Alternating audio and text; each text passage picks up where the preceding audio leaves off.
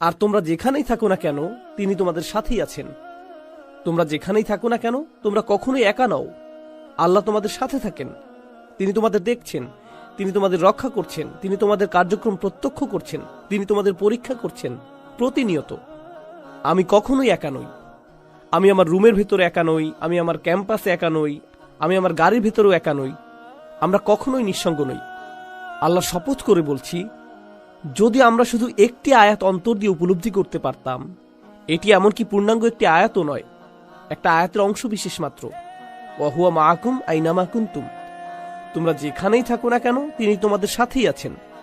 যদি এটা হৃদয়ঙ্গম করতে পারতাম, তাহলে যে ওয়েবসাইটগুলো আমি ভিজিট করি তাতে পরিবর্তন আসতো, যে নাম্বারগুলোতে আমি কল করি তাতেও পরিবর্তন আসতো, সবকিছুতে পরিবর্তন আসতো।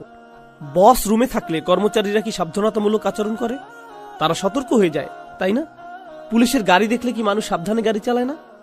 তারা সাবধান হয়ে যায়। অটোমেটিক তাকওয়া চলে আসে। উচ্চতর কোনো ক্ষমতার উপস্থিতি বুঝতে পারা মাত্র আপনি আচরণ পরিবর্তন করে ফেলেন। যদি আমি ওয়াহুয়া মাআকুম আইনামা কুনতুম এটা অন্তর দিয়ে বিশ্বাস করি, অবশ্যম্ভাবী রূপে আমার আচরণে একটা পরিবর্তন এসে পড়বে। কিন্তু যদি এটা না আসে, তাহলে সম্ভবত এখনো আমি উপলব্ধি করতে পারিনি যে এখানে কি বলা হচ্ছে। সম্ভবত ব্যাপারটা শুধু আমার মাথাতেই আছে, এখনো অন্তরে প্রবেশ করেনি। আয়াতে মার ব্যবহারটা অসাধারণ সুন্দর। অন্য কোনো শব্দ ব্যবহার করেও সাথে থাকার অর্থ প্রকাশ করা যেত, কিন্তু মা ব্যবহার করা হয় কেউ যখন আপনাকে সাহায্য করার জন্য এবং সমর্থন দেওয়ার জন্য আপনার সঙ্গে থাকেন। মক্কা থেকে মদিনায় হিজরত করার সময় রাসূলুল্লাহ সাল্লাল্লাহু আলাইহি সাল্লাম সাওর পর্বতের গুহায় আশ্রয় গ্রহণ করলেন। গুহার মুখের কাছে শত্রুরা এসে পড়লে আবু বকর রাদিয়াল্লাহু তাআলা আনহু উদ্বিগ্ন হয়ে ওঠেন।